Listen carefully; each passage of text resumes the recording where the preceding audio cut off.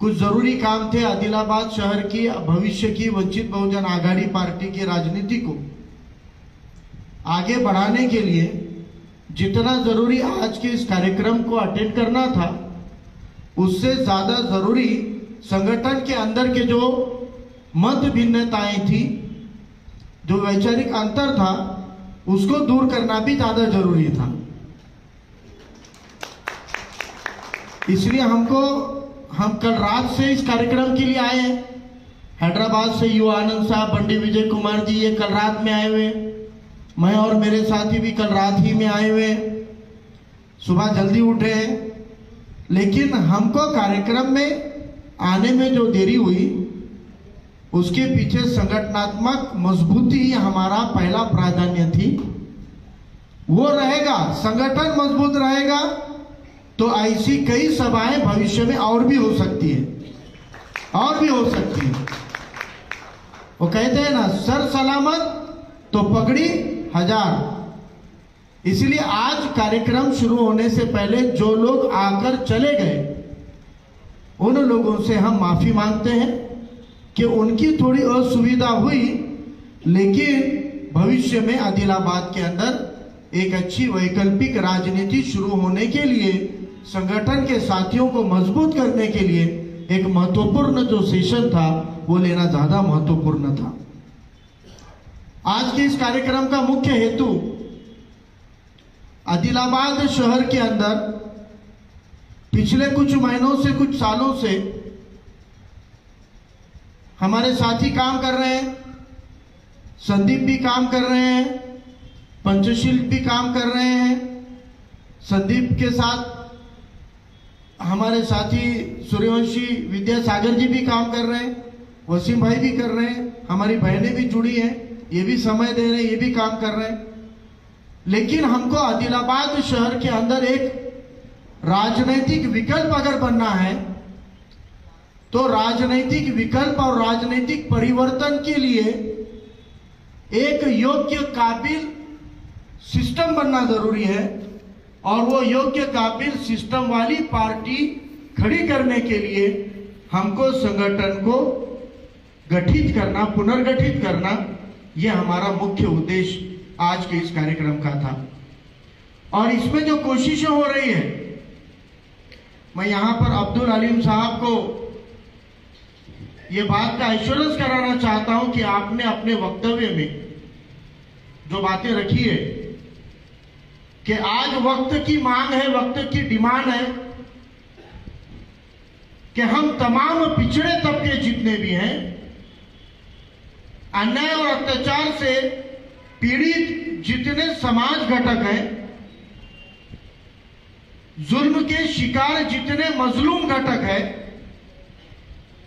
अगर हम अपनी अपनी वेदनाओं को अपनी अपनी जिम्मेदारी समझ के अपनी अपनी अलग अलग बस्तियों में ही उसको मर्यादित रखेंगे, तो हम कभी भी अत्याचार करने वाले, जुल्म करने वाले जालिम को हरा नहीं पाएंगे, शिकस्त नहीं दे पाएंगे, कभी नहीं हरा पाएंगे हम।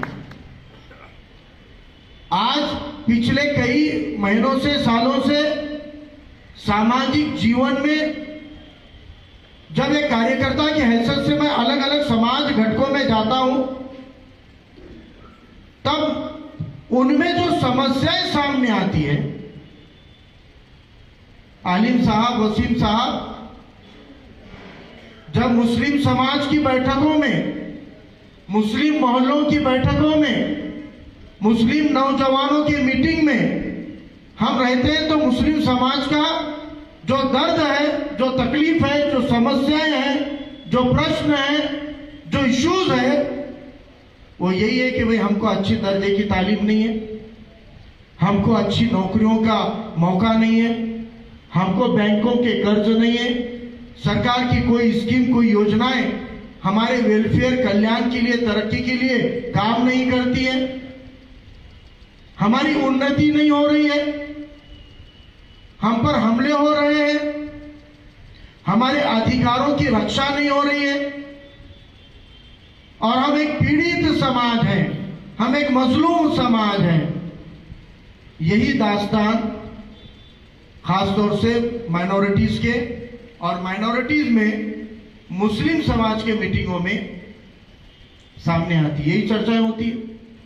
आलिम साहब आपके मीटिंगों में यही बातें होती है कि नहीं होती है? यही फिक्र होती है कि नहीं होती है?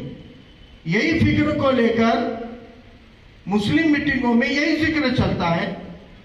लेकिन जब मैं शेड्यूल कास्ट के अलग अलग जातियों की मीटिंगों में जाता हूं तो हमारे शेड्यूल कास्ट नौजवानों की, भाइयों की, बहनों की यही वेदनाएं हैं। इससे हटके है क्या? अच्छा शिक्षण नहीं है, रोजगार के अवसर नहीं है, आरक्षण होकर भी मौका नहीं है, आरक्षण की जगहें रिक्त रखी जाती है, उनको भरा नहीं जाता, इसलिए हमको मौका नहीं है। बैंकों के महामंडल के घोषणाएं होती है, कर्जा नहीं है, रोजगार नहीं है, उद्योग नहीं है, व्यापार नहीं है। यही समस्याएं शेड्यूल कास्ट, शेड्यूल ट्राइब ये घटकों की भी है।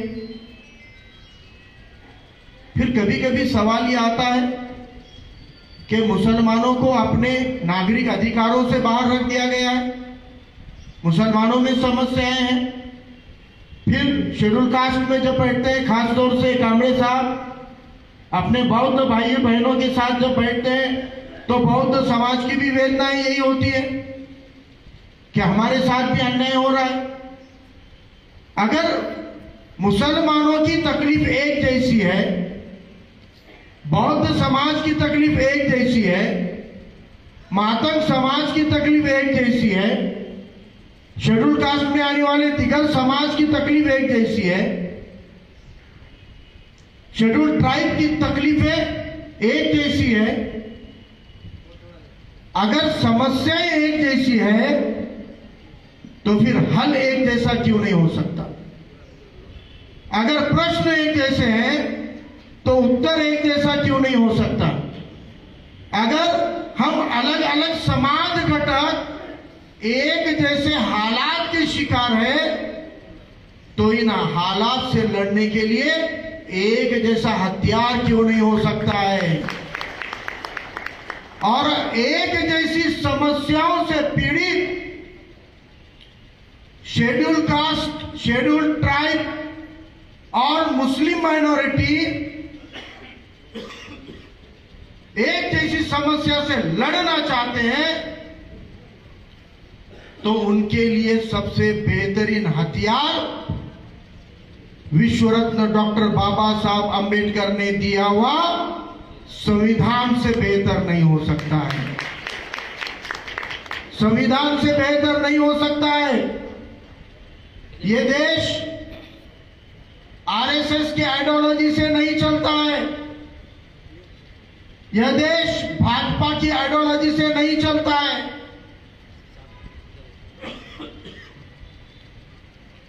यह देश कांग्रेस की रणनीति से नहीं चलता है और ना ही यह देश आपकी आइडियोलॉजी से चलता है। ये देश अगर किसी कायदे से, कानून से चल सकता है तो सिर्फ और सिर्फ बाबा साहब ने बनाए वाले संविधान से चलता है, बाकी किसी पार्टी के आइडियोलॉजी से नहीं चल सकता। और अगर संविधान के ऊपर ये देश को चलना है, देश को चलाया जाता तो आज मुसलमान परेशान नहीं होता, आज शेड्यूल कास्ट हैरान नहीं होता, आज शेड्यूल ट्राइब शिकार नहीं होता और हम अलग अलग लाठी बनकर यूं टूटते और बिखरते नहीं थे। लेकिन हम एक एक लाठी को तोड़ा जा रहा है, बिखरा जा रहा है, क्योंकि हम अलग अलग लाठी बन के जी रहे हैं। लेकिन एक बार अगर शेड्यूल कास्ट, शेड्यूल ट्राइब और मुस्लिम माइनॉरिटी की लाठियां एक इकट्ठा एक जगह आ जाएगी तो इसको कोई तोड़ नहीं सकेगा। ये एकजुट हमारी शक्ति बनेगी, ताकत बनेगी। लेकिन क्योंकि schedule caste, schedule tribe, minority एक जैसी समस्या रहते हुए भी अलग अलग हिस्सों में बटे हुए हैं,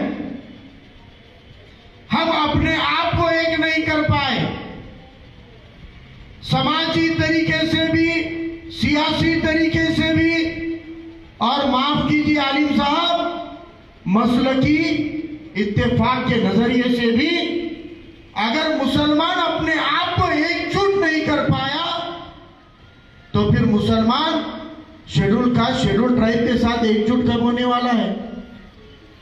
अगर शेड्यूल कास्ट अपने अंदर के बौद्ध एकजुट नहीं हो पाया तो माफ कीजिए कामरे साहब, अगर शेड्यूल कास्ट बोलकर आप एक नहीं हो रहे हो तो मुसलमानों को और ट्राइब को लेके आप एक कब बनोगे?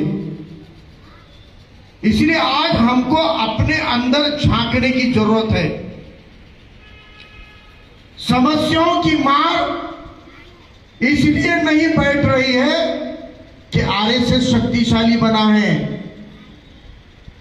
समस्याओं की मार हमको इसलिए बैठ रही है कि हम अपने आप को कमजोर समझकर बैठकर अपने आप को कमजोर बना चुके हैं। लेकिन एक बार किसी एक चुनाव में अगर पूरे शेड्यूल कास्ट एक हो जाएंगे